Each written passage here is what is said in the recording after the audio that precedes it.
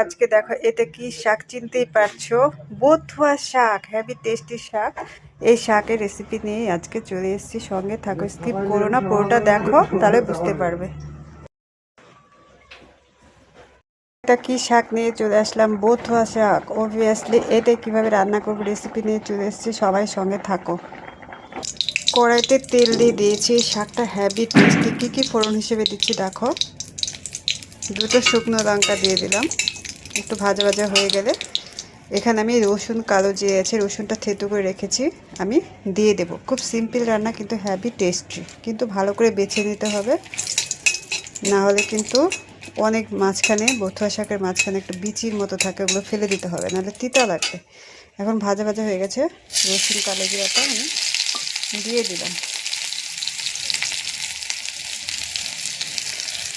ভালো করে বাদামি কালার হয়ে আসলে, লালচে বাদামি, ঝরা দিয়ে রাখা শাক দিয়ে নেড়ে চেড়ে নেব।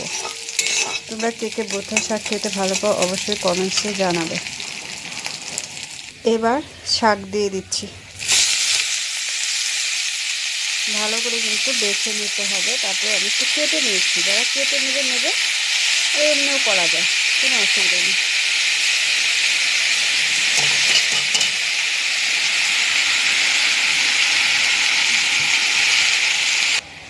এগুলো আলু ক্ষেত বলো, যে কোনো ক্ষেতে এই বথুয়া শাকগুলো বেশি হয়, সেখানে অবশ্যই সার, তারপরে যে কোনো মেডিসিন স্প্রে করে সেগুলো। তাই শাকগুলো বাড়িতে আনার পরে ভালো করে ধুয়ে নিতে হবে, ঠিক আছে। আমি ধুয়ে বেছে তারপর কেটে রান্না করছি। আর তোমাদের কার কার প্রিয় অবশ্যই জানাবে আমাকে কমেন্টসে। ভালো লাগলে লাইক, কমেন্টস একটু শেয়ার করে দেবে, সঙ্গে থাকো লাস্ট অবধি। এখন আমি দেখো কেটে রাখা 4টি কাঁচা লঙ্কা আমি দিয়ে দিলাম, ঠিক আছে। যে যেরকম ঝাল খাবে সেরকম দেবে। দেখো এটা কিন্তু মোজে একদম কম হয়ে যাবে, দেখতে মনে হচ্ছে কতটা। দেখো কি সুন্দর কালার এসছে। বথুয়া শাক কিন্তু মাছ দিয়েও করা যায়, বিভিন্নভাবে খাওয়া যায়, কিন্তু আমি এমনি জাস্ট করলাম। এটাও খেতে কিন্তু খুব ভালো লাগে, ভাজা ভাজা হবে, সুসিদ্ধ হয়ে যাবে। যে জলটা উঠেছে ওতেই শাকটা একদম সুসিদ্ধ হয়ে যাবে। এই শাকটা আমার খেতে ভীষণ ভালো লাগে। লাস্টে আর একটু আছে, থাকো, প্রায় হয়েই এসছে।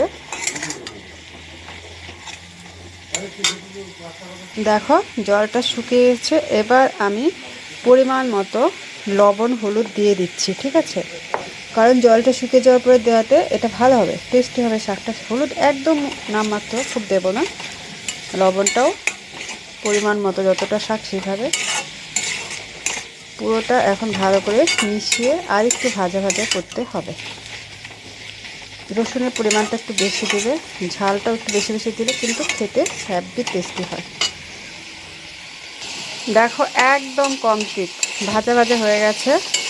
আর লবণটা কিন্তু একদম পরিমাণ মতো দিতে হবে, নাহলে তেতো লাগবে বা ভালো লাগবে না, শাকের ব্যাপার। এখন আমি নামিয়ে নেব। বথুয়া শাক রান্না কমপ্লিট। এবার আমি নামিয়ে নিচ্ছি গরম গরম ভাতের সাথে। কে কে খাবে চলে আসো, দেখো কত হেভি টেস্টি। কমপ্লিট, রেডি হয়ে গেল রান্না।